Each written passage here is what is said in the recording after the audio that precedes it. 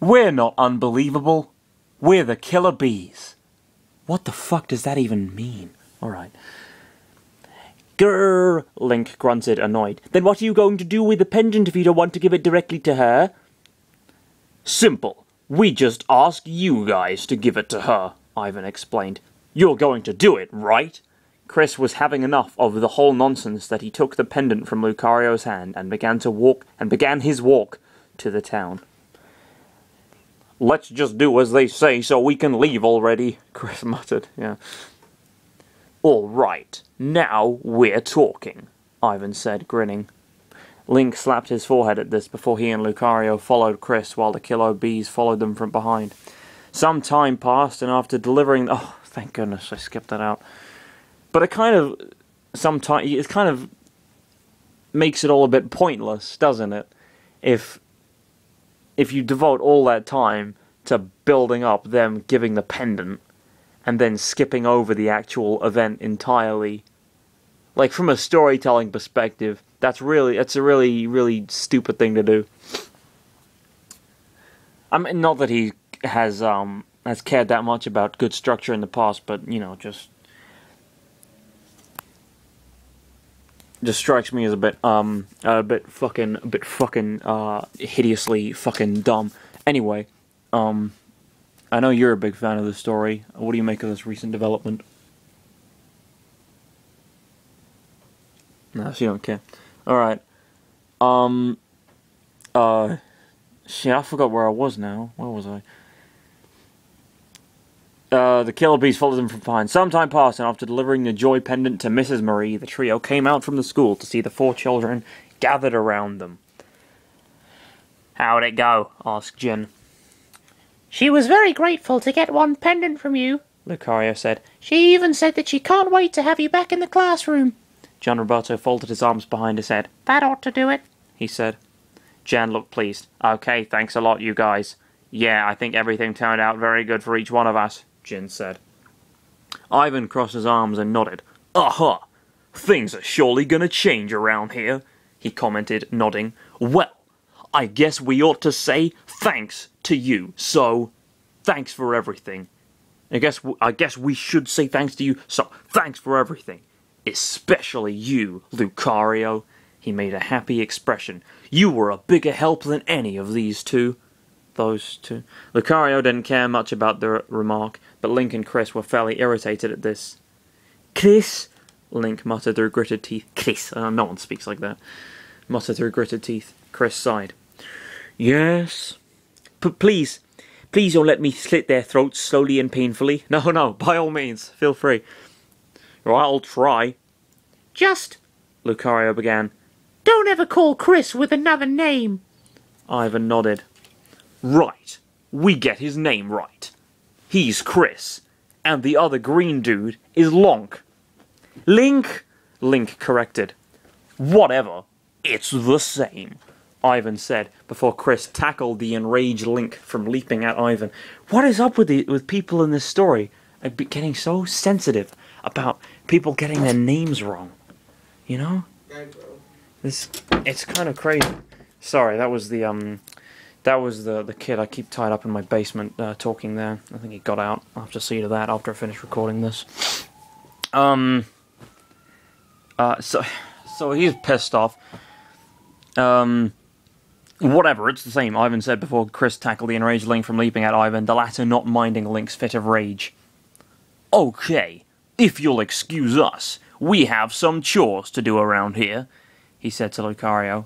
The killer bees turned around and walked away into the town without even saying goodbye at the group. Lucario stared at them going away before turning back to the ground, where Chris tried his best to keep Link from running off after the kids. Lucario, help! Chris yelled. The aura Pokemon sighed in depression before he ducked to grab the enraged Link with a hand.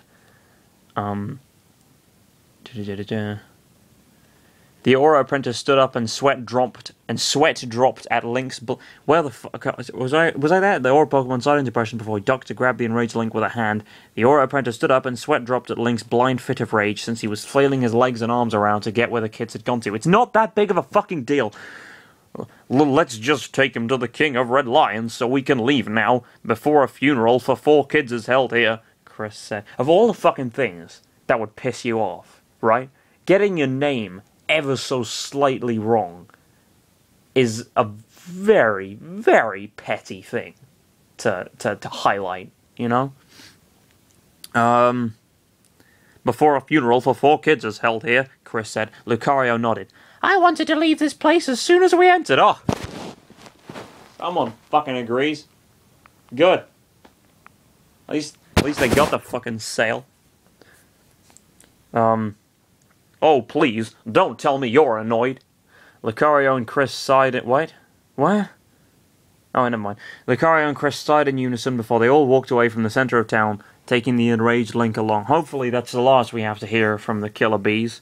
Otherwise I may have a fit of rage, somewhat on par with Link's, though for more valid reasons, I reckon.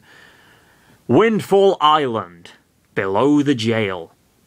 It had been a long time for the talking boat ever since he last saw the trio going away. The boat let out a long yawn before grumbling in annoyance to himself. Now, where are those people? By now they surely had found a sail in town, he said to himself. No, I shouldn't be thinking about choosing another person to do the work to defeat Ganon. I'm certain that he is the one who can achieve such a feat. The King of Red Lions looked around. Of course, he is not a full-fledged hero now, he said.